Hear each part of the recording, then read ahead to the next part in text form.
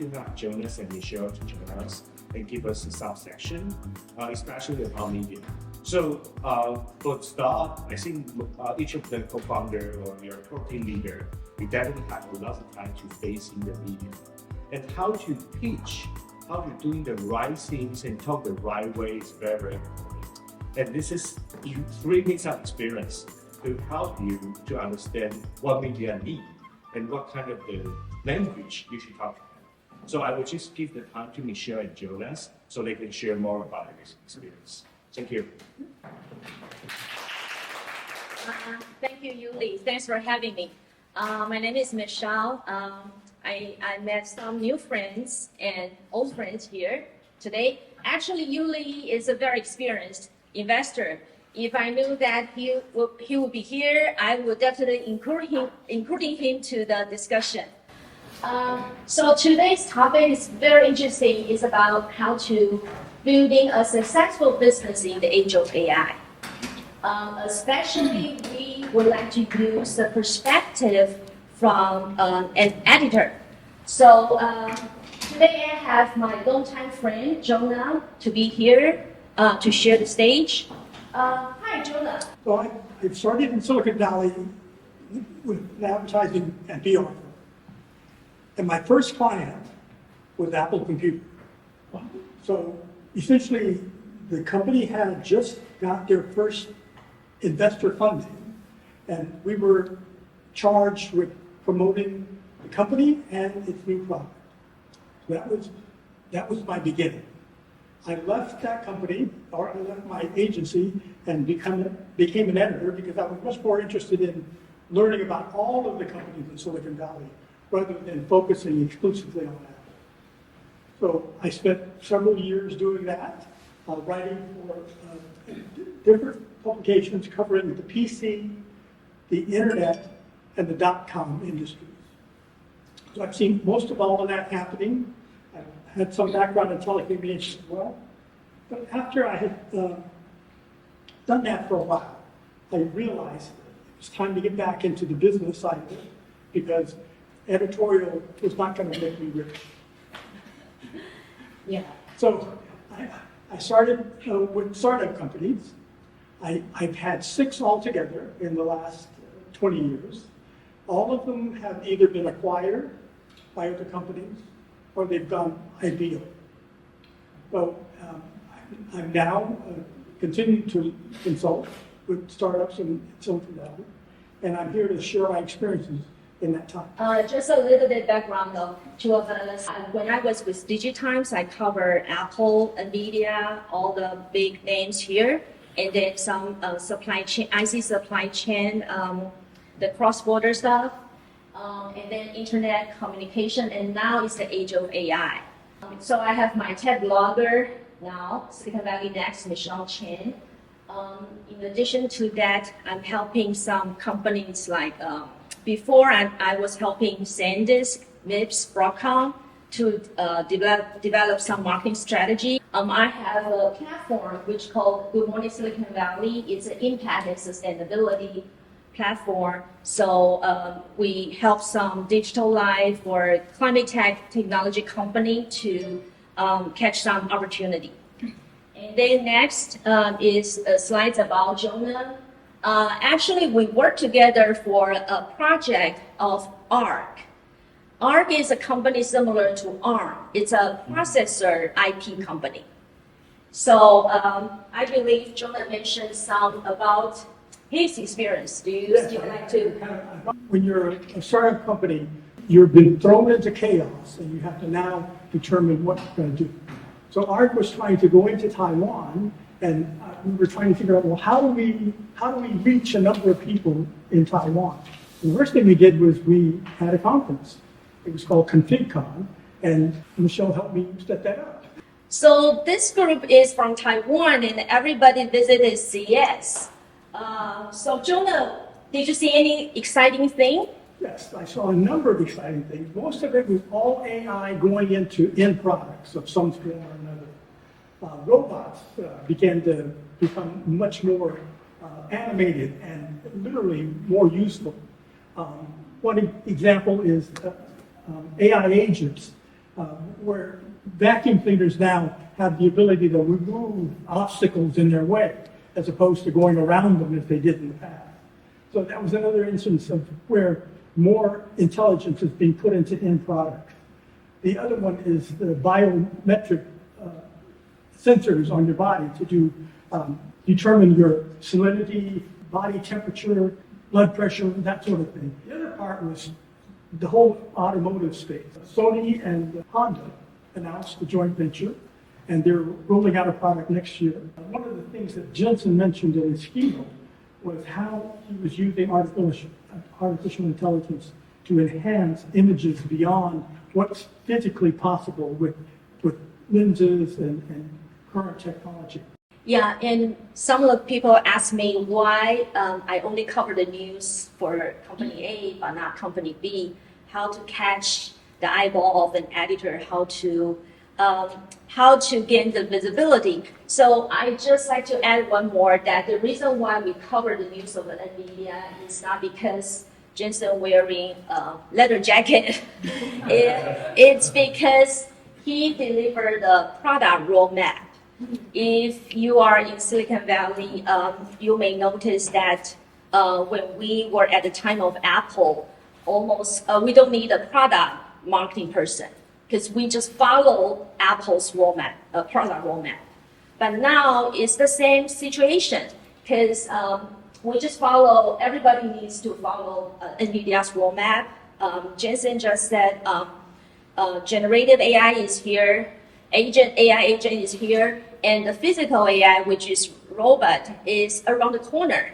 So that's why everybody needs to follow their news. And I was also looking for the NVIDIA glass, similar to Meta glass. So that will definitely be another exciting thing. Yeah. So one of the things that's changed from the time that I was an editor is that the whole process for producing news and information has changed. It used to be there were big, large publishing companies. That's no longer the case. Today, influencers have a much stronger impact on getting a message out to a potential customer than anything to do with the traditional publications. It's because these influencers have an incredible number of followers. In this case, Brian has like 400,000 followers. I would also like to provide another marketing strategy because in addition to B2C marketing strategy, I know lots of Taiwanese companies are doing the B2B strategy. That's also a very good approach. For example, I attended Sandy's booth at the MGM. They just ran a suite and just showed some product demo to their vendors, their partners, VIPs, media. So that would another effective approach. Okay, so today our topic is how to build up a successful business in the age of AI.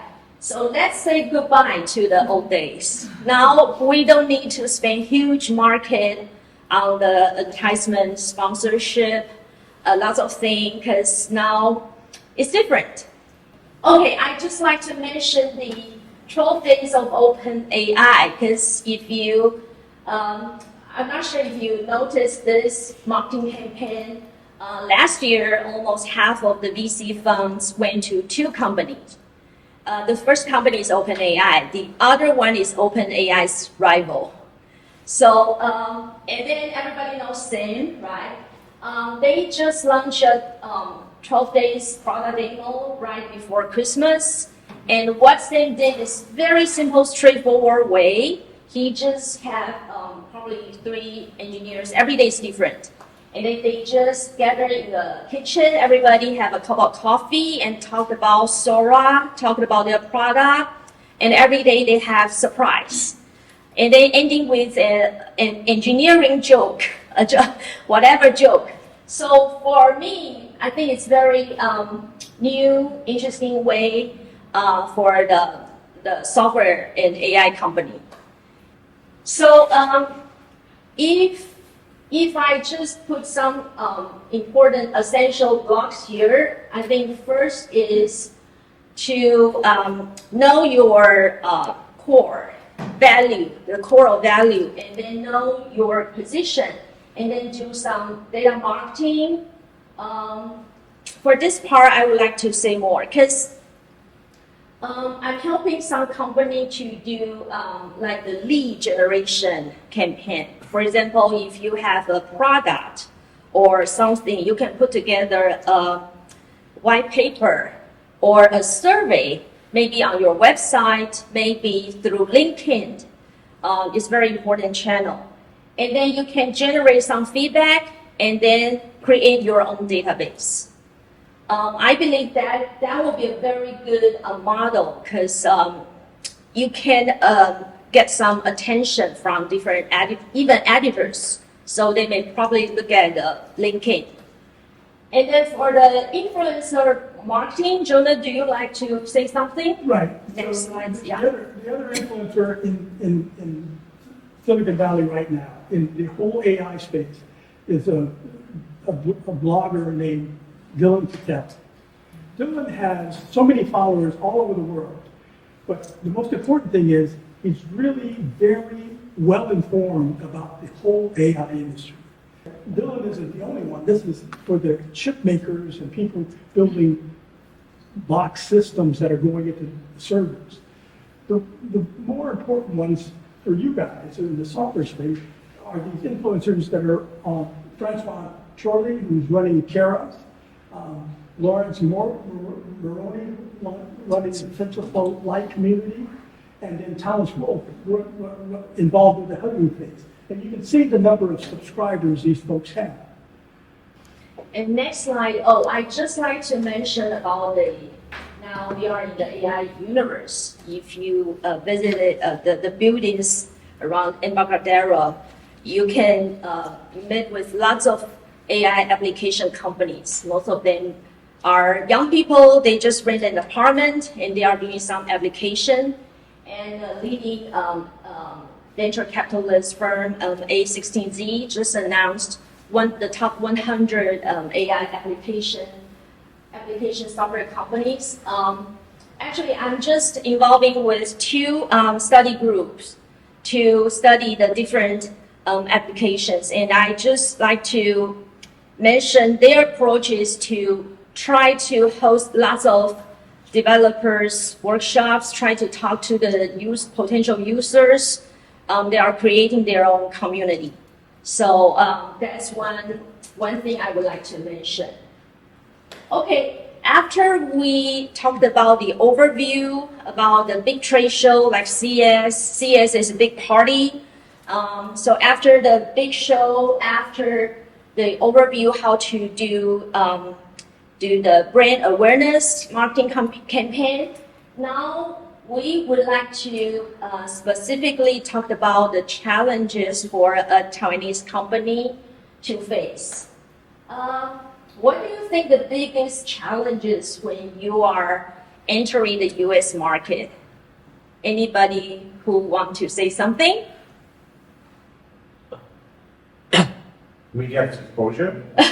You think media exposure is the most important, the challenges? Resource connection. Resource and connections. Finding the right lead. Okay. Okay, so what do you think, Jonah? I think the biggest challenge for any company that's not based in the U.S. coming into the U.S. market, you have to understand the business culture. And it's a different business culture than in Taiwan, right? In Taiwan, you went to school, you went to college, you had all your friends that were associated with you. When you went into the business world, that was your community, and that was who you did business with. When Silicon Valley was formed, all the people who came to Silicon Valley at the time to start the PC business, to start the IC business, came from all over the place. So they had to adopt to this culture. They had to begin to think about how do I deal with these people from all over the place in order to make a business. And so I think that's the biggest challenge is being part of the community. So from my perspective, I think the biggest challenge is find your right position, find your right strength, and know where you are. I called it marketing intelligence. Because when I talk to some of the startups from Taiwan, they don't know where they are facing, and they don't know where they are. They don't know their strength. We will talk about one real case. So I think the first challenge is if you do some market analysis, then you may probably know where you are. Some of your potential competitors, some of your partners, maybe you are in the right position, you can do some partnership strategy, leverage your channel. So I think the biggest challenge is know where you are, your position, what's your traction, what's your problem. I think it's the same with the VC strategy. When you pitch to the VCs, it's definitely the same. And what your vision is. And then, for most of the startups from Taiwan, I always see the dry numbers. They provide lots of numbers, but I didn't see any users case. But if you can just add some users case or some tractions, the investors or the media can understand what you are doing. So then you can get more visibility. So Jonah, maybe you can provide some real examples. Okay, so real examples. So the first thing you need if you're coming to the United States is you need a website. And on that website, you should tell the world who you are, what your product is, and how it's better and different from your competitors. And make sure that you continually update the information. The next stage, you have to build a contact database. And the easiest way to do that is to go to these free conferences in many instances where you meet people at some of these events. And in some instances, you get a large database immediately. One of the benefits of exhibiting at CES is they give you the 3,000 names of the people who attended from the media all over the world. And you should use it to promote your products, invite people to come to your webinars, any type of online event that you want to do. Right? In the United States, each of you have a product, and there's probably a community where there are people that are interested in what you have to do. So, for example, if you're building a product in AI, you probably have to attend the TensorFlow group, PyTorch, and Hugging Face. Those are the kinds of organizations that you can go and participate in their events and collect names, make acquaintances, and build relationships. Right? So next slide. Okay. The reason why today I have Jonah here is we would like to bring a real example, how to help a Taiwanese brand into a global, international one. It's different. So, Jonah, do you like to start? So, Andy's technology, I don't know if anyone knows Andy, but it's Shinchu-based. They started building a product to compete with ARM at the low end in the Asia market. They were very successful, and they said, well, we'd like to go to the United States. So they came in 2015, and they attempted to sell their product. They were having some success, but it wasn't going to be the big success that they needed in order to really become a big company. At the same time that Andy's came to the United States, so UC Berkeley came out with an open source CPU that was competitive to ARM. So Andy's realized that this is an opportunity for them to take on a whole new product line. And there was an organization being formed at the time that Andy's came in and the processor came out. The RISC-V processor is what it's called. The organization was the RISC-V International. Andy's joined as a founding member and a premier member. All the marketing that needed to be done to promote their product was being done by RISC-V International. So they were leveraging someone else's labor and funds to promote their brand. Meta recognized how good that product was, incorporated it into their design, And based on that design win, Andes went public on the Luxembourg Stock Exchange. The funds that they raised from that funding went into building a U.S. headquarters with an R&D facility in Silicon Valley and another R&D facility in Canada. And the whole idea was to use that funds to continue to develop future versions of the RISC-V processor and offer it to the world. They're very profitable. They continue to have 25% growth over the time that they've been public. So a great success story. Yeah, when Jonah and I talked about this company, it's very interesting because actually they were in a very good position, but they were not aware of this. So that's what I mentioned, the market intelligence. If you know your position, where you are, then that would be very good. And then Jonah helped them to redevelop their website, help them to connect to different community, and then help to bring the potential customer like Meta and everything. Then that makes us successful. Yeah. When Andes came into the United States, afraid of getting out of their comfort zone, which was selling the product they knew in Taiwan.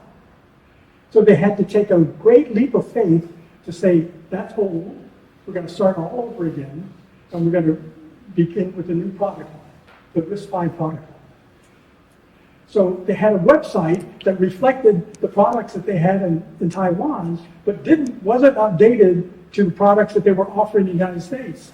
So it literally took a lot of internal struggling to get them to change that over to a RISC-V. It took 2 years, but eventually it came to pass, and now their website looks exactly like it is, the RISC-V leader in Silicon Valley. Yeah. So and then next, I think we have a few minutes for QA. But I just like to wrap up some of the points we were talking about. First, we have several different marketing channels. We have several different marketing vehicles. But if you know your core value, try to leverage the partnership channels or leverage the communities, then it will make a lot of difference. So thank you so much. Thank you.